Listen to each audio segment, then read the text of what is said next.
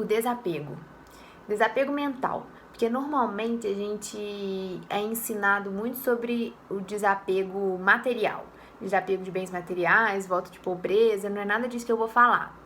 Eu vou falar sobre o apego àquilo que a gente mantém, se atém mentalmente. Então, por exemplo, alguma preocupação que a gente sente, preocupação em relação a alguma coisa. Então, você está preocupado com algo, você fica matutando sobre aquilo, você não consegue se desvencilhar daquele pensamento, aquilo já começou a te causar ansiedade, a te causar estresse, mas você tá lá, vivendo aquilo. Você está permitindo que aquilo traga todos aqueles efeitos negativos para você. E por que isso acontece? Porque muitas das vezes a gente acaba se apegando a esses pensamentos, a essas preocupações. E é interessante a gente pensar que na maioria das vezes as coisas que a gente fica cogitando, as coisas que a gente fica se preocupando nem acontecem. Ou seja, elas nem são reais. Mostra pra gente com muita clareza de que elas nem são reais. São coisas que a gente criou na nossa cabeça, ocupou nosso tempo, consumiu nossa energia e tudo a troco de nada. Porque a gente não teve nenhum benefício com aquilo. Isso tá muito ligado também com a falta de confiança, de paciência, de esperar as coisas acontecerem, né? De confiança também na vida, de que as coisas acontecem do jeito que elas acontecem, a vida é do jeito que ela é. A gente tem que estar sempre preparado para enfrentar as coisas, mas muitas das vezes não adianta. A gente fica preocupado. Precaução é diferente, né? Mas ocupar antecipadamente a mente com algo que muitas das vezes é só uma criação mental nossa, não faz sentido. Mas é isso mesmo, é irracional.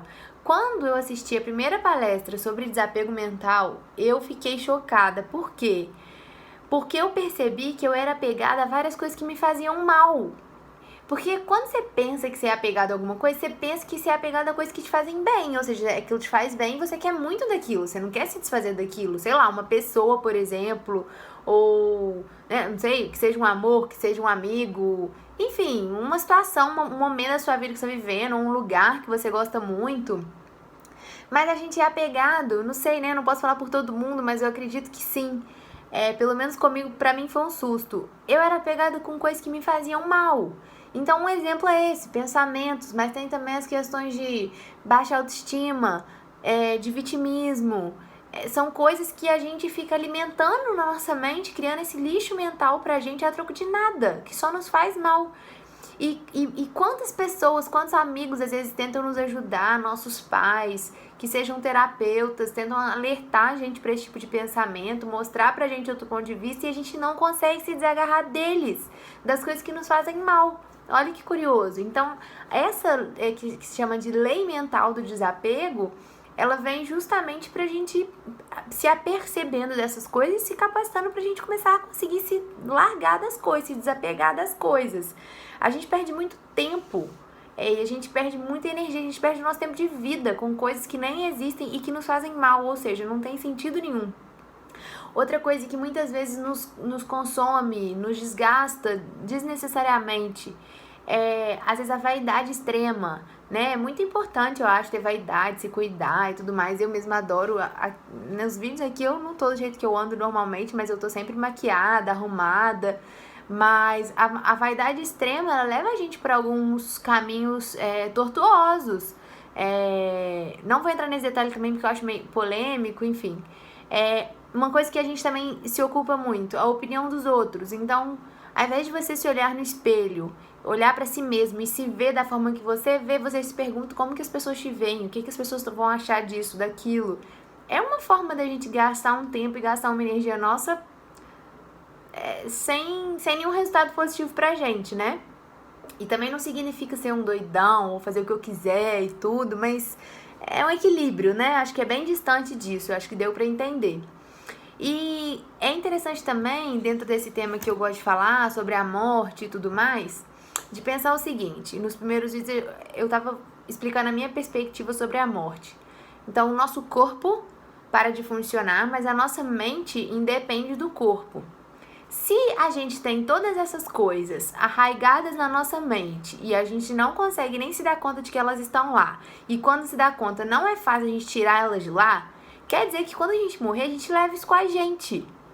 Porque a gente é o que no final das contas? Pelo menos se quem concorda comigo assistiu o primeiro vídeo, eu falo, eu não sou o meu corpo vai parar de funcionar, mas a minha mente, meu espírito, minha alma, o que é que a gente chama, vai continuar existindo. E essas ideias, esses pensamentos, esses sentimentos, essa energia, às vezes, que tá ali com apegos desnecessários, negativos, ela tá onde? Ela não tá no meu corpo. Ela tá nesses corpos imateriais. Na minha opinião, ela tá na minha mente. Então, se eu morro amanhã, por exemplo, o meu corpo, beleza, vai ser enterrado, vai ser cremado, o que for. E a minha mente, como é que ela vai estar? Ela vai estar do jeito que eu tava aqui. Porque não existe uma mágica, né? A gente é uma continuidade. E pra onde a minha mente me leva? Porque às vezes, por exemplo, eu vivo num lugar legal, convivo com pessoas legais, mas pode ser que dentro da minha mente eu não seja uma pessoa legal. Eu consegui despistar essa minha condição mental através de uma pessoa muito bonita, de uma pessoa muito bem relacionada, mas só a gente sabe o que a gente tem dentro da nossa mente. E quando a gente morre, a gente não tem mais o corpo, não tem mais essa fantasia que nos foi concedida, né? Essa nossa carcaça, a gente vai para onde a nossa mente tem afinidade energética, mental. E aí para onde vai ser? Então é muito importante a gente cuidar dos nossos pensamentos, cuidar dos nossos sentimentos, da nossa energia, não só para agora, para esse momento, que é super importante. É óbvio que é importante a gente pensar no momento aqui que a gente está, é óbvio isso.